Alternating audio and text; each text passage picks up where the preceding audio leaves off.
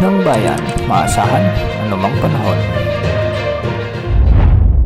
Magandang araw po sa ating lahat. Narito ng update sa lagay ng ating panahon at sa binabantayan nating si Bagyong si Pipito. Nagpapatuloy ang mapaminsalang pagbabanta ni Bagyong Pipito habang ito ay kumikilos papalayo sa mga karagatan sa silangan ng Bicol Region. Papalapit naman ito sa silangang bahagi ng Central Luzon at anumang oras mamaya ay posible na ring tumama ang sentro nito sa bahagi ng Polillo Islands o di naman ay sa Aurora o Quezon Province. Huling namata ng sentro ni Bagyong Pipito sa layong 85 kilometers northeast ng Dait, Camarines Norte. Taglay pa rin ang lakas ng hangin na umaabot sa 185 kilometers per hour malapit sa gitna at pagbugsong umaabot sa 255 kilometers per hour. Isa pa rin itong super typhoon category na kumikilos ng west-northwest sa bilis na 15 kilometers per hour. Sa ngayon nakataas pa rin ang tropical cyclone wind signal number 5 sa eastern portion ng Polillo Islands at ng Calaguas Island. Signal number 4 naman sa northeastern portion ng Camarines Sur, ang nalalabing bahagi ng Camarines Norte, ang northern at western portions ng Catanduanes, ang northern portion ng mainland Quezon, ang nalalabing bahagi ng Polillo Islands, ang central at southern portions ng Aurora, ang eastern portion ng Nueva Ecija, ang southeastern portion ng Nueva Vizcaya at ang southern portion ng Quirino. Samantalang nakatas naman ang signal number 1 to signal number 3 sa halos iba pang bahagi ng Luzon at ilang bahagi pa ng Visayas. Pinag-iingat natin ang ating mga kababayan sa banta ng malalakas na pag-ulan at pagbugso ng hangin sa mga lugar kung saan may mga wind signals.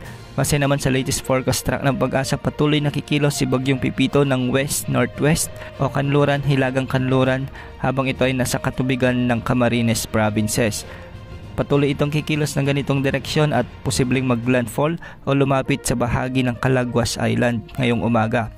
Tatawirin din nito ang mga lugar sa bahagi ng Polillo Islands bago maghapunan at posibleng maglandfall muli sa Northern Quezon or Central o Southern Aurora Province. Pagsapit naman ng hapon o gabi ay tatawirin na ni Bagyong Pipito ang malaking bahagi ng Central Luzon, lalo na sa bahagi ng Aurora, Nueva Ecija o di naman ay ilang bahagi ng Nueva Vizcaya. Dadaan din ito sa bahagi ng Benguet at eastern portion ng Pangasinan at lalabas sa katubigan ng La Union o Northern Pangasinan. Sa mga lugar na direktang tatama ni Bagyong Pipito, hindi lang mga pagbugso ng hangin na aasahan, kundi ang mga matitinding pag-ulan na siyang posibleng magdulot ng mga pagbaha at pagguho ng lupa.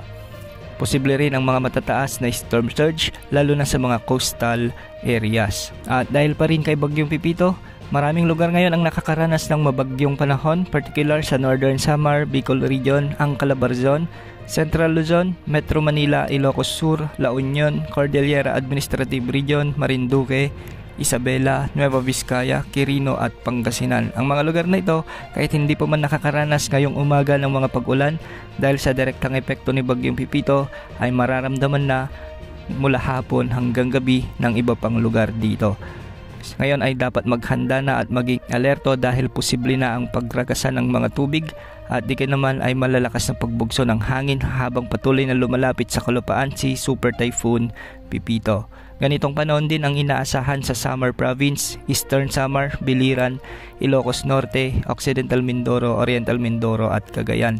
Samantalang sa nalalabing bahagi ng Luzon ay ang trough o yung extension ni Super Typhoon Pipito naman ang makakaapekto.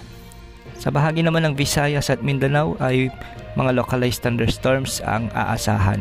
Yan ang update sa lagi ng panahon. Ito pong weather update ng bayan, maasahan anumang panahon.